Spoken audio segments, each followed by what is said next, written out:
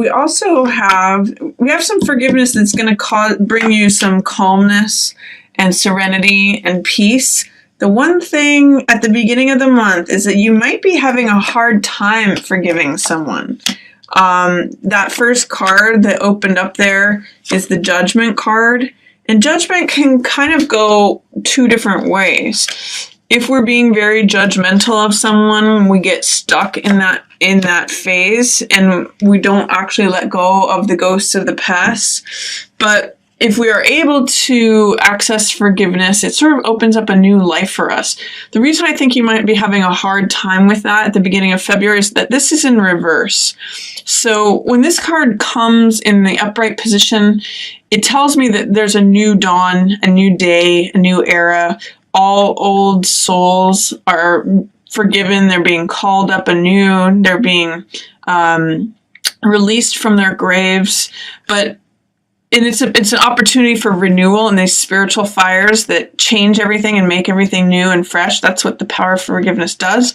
But because it's in the reverse position, it's saying you're having a hard time letting something go, having a hard time letting go of either a judgment that you have against someone, or a grudge, or somewhere where you felt like you were mistreated or hurt, or just an old past issue with someone. But once you are able to ignite that forgiveness, it will bring you a really calm feeling of serenity. This is Temperance, and this is an angel of peace. It represents balance. It represents feeling calm, feeling serene. So I actually think you will get through it, Leo, at the beginning of February. But if there's an old issue with someone, it might take some time to unwind that. You might have to work with it. But I think you will ultimately come to this place of releasing yourself from it and feeling calm and balanced and serene. That's what Temperance says.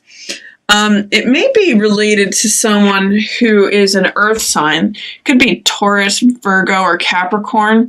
This is the Knight of Coins, and he's in the reverse position, which says that you might not be seeing eye to eye with him right now. Usually Knight of Coins is a really good salesman, so it could be someone who's in marketing or someone who's in a sales profession, or someone who drives a hard bargain. That's Knight of Coins energy, and he always considers the bottom line. He's very practical, and he takes time to think things through before taking any action. So it could be related to this person.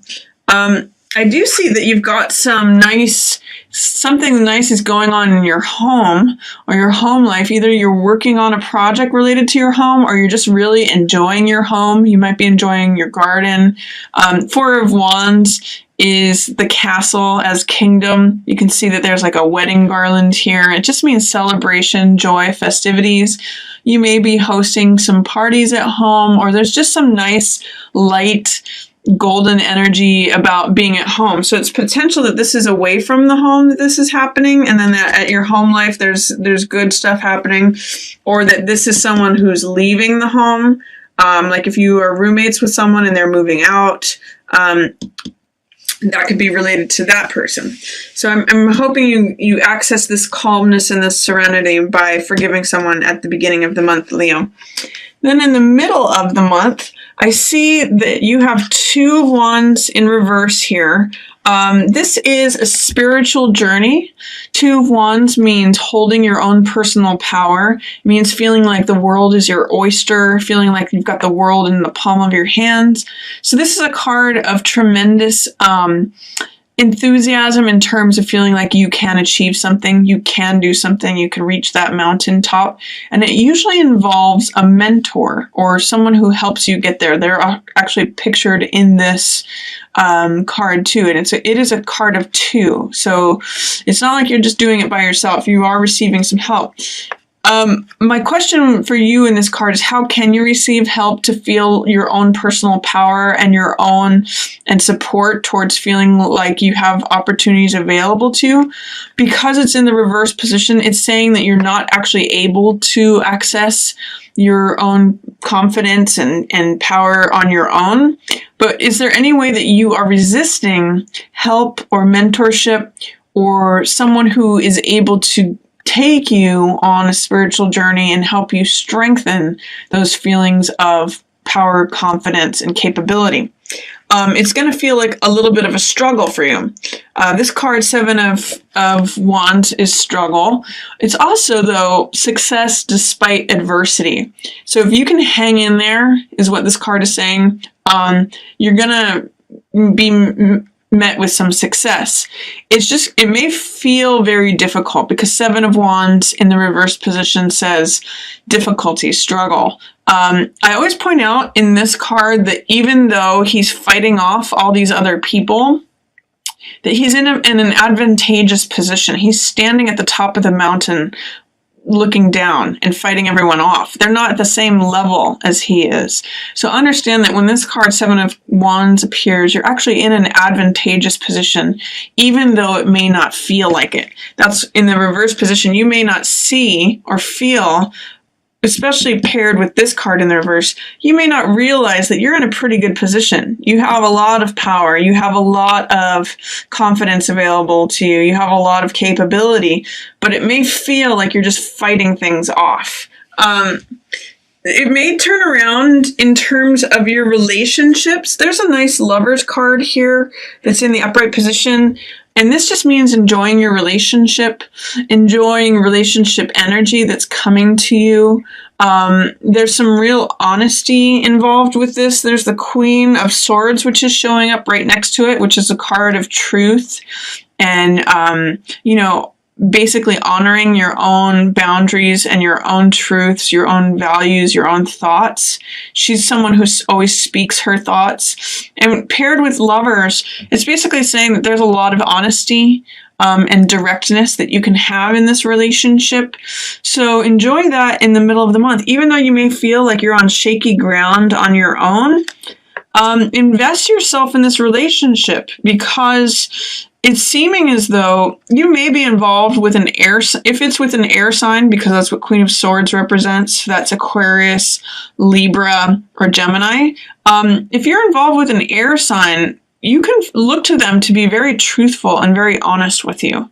And regardless of who you're with, what sign, or who you'd like to be with, there's a lot of connection, intimacy, openness, and honesty that's available in the relationship to you the middle of the month. This could even be Valentine's Day when you receive some new truth regarding your intimate partner, or you have a realization, or you're able to speak the truth about who you might want as a partner, or realize to yourself who is an ideal partner. So there's some nice Valentine's energy for you there, Leo.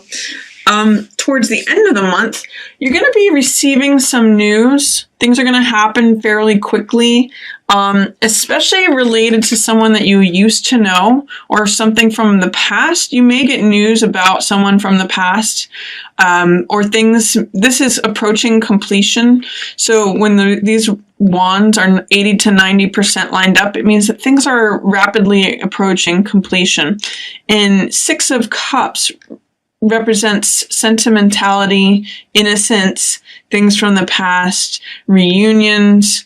So it means that things could be lining up in terms of reuniting with someone from the past, or it could be receiving information, news, something that unlocks the last puzzle piece related to someone that you used to know or that you knew in childhood.